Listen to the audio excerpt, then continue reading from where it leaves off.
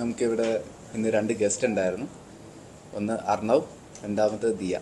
അർണവ് 1ാം ക്ലാസ്സിലാണ് പഠിക്കുന്നത്, ദിയ 7ാം ക്ലാസ്സിലാണ് പഠിക്കുന്നത്.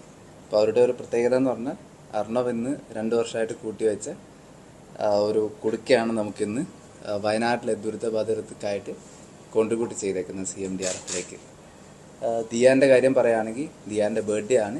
ദിയാൻ്റെ ബർത്ത്ഡേക്കായിട്ട് അതിൻ്റെ ഭാഗമായിട്ട് വയനാട്ടിലെ ദുരിതം അനുഭവിക്കുന്നവർക്കായിട്ട് വേണ്ടിയിട്ട് CMDRFിലേക്ക് 25,000 രൂപീസ് കോൺട്രിബ്യൂട്ട് ചെയ്തിട്ടുണ്ട്.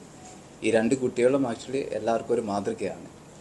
ഈ ഒരു സമയത്ത് തന്നെ ഇത്രയും എമ്പത്തിയും മറ്റുള്ളവർക്കൊരു മാതൃകാപരമായിട്ടുള്ളൊരു കാര്യമാണ് ചെയ്തേക്കുന്നത്. ഈ കുട്ടികളെ ഞാൻ താങ്ക് ചെയ്യുന്നു.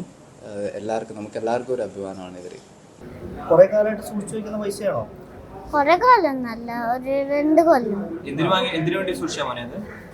ഇത് ഞാനൊരു ടോയ് മേടിക്കാനായിരുന്നു. എന്നാലും ഞാൻ വയനാടിൻ്റെ ആൾക്കാരെ കണ്ടപ്പോൾ എനിക്ക് വിഷമം തോന്നി, അതുകൊണ്ട് ഞാൻ കൊടുത്തേ. നീ എന്ത് ടോയ് വാങ്ങിക്കാനാ വെച്ചേ? സൈക്കിള്. സൈക്കിളാ. അപ്പോ അത് വയനാട്ടിലെ വാർത്തയൊക്കെ കണ്ടപ്പോൾ വിഷമം തോന്നിയില്ലേ? എന്നിട്ട് അച്ഛനോടും അമ്മയോടും പറഞ്ഞൂല്ലേ? അച്ഛനെ ദുബായിലാ. എൻ്റെ അമ്മേൻ്റെ അടുത്ത് പറഞ്ഞു. അമ്മ എന്ത് പറഞ്ഞു? അമ്മ ഓക്കേന്ന് പറഞ്ഞു. ഞാൻ കൊടുത്തപ്പോ കളക്ടർ മാമൻ പറഞ്ഞു താങ്ക് യൂന്ന്. മറ്റു കുട്ടികളും ഇതുപോലെയൊക്കെ ചെയ്യാൻ തയ്യാറാണോന്നല്ലേ? അല്ല,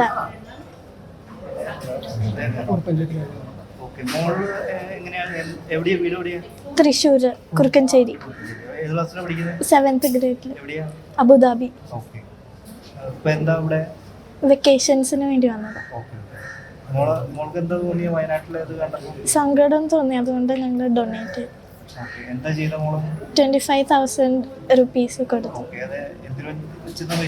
ബർത്ത്ഡേ സെലിബ്രേഷന്.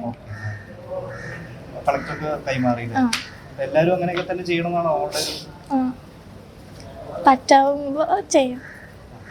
കുട്ടികളുടെ ഭാഗത്ത് വളരെ ഒരു പാർട്ടിസിപ്പേഷൻ ഉണ്ടാവുന്നുണ്ട് ഈ ഒരു സംഭാവനയിലൂടെ. മറ്റു കുട്ടികളോട് എന്താ പറയാനുള്ളത്? നിങ്ങൾക്ക് ട്രൈ ചെയ്യാം. ഹാപ്പി.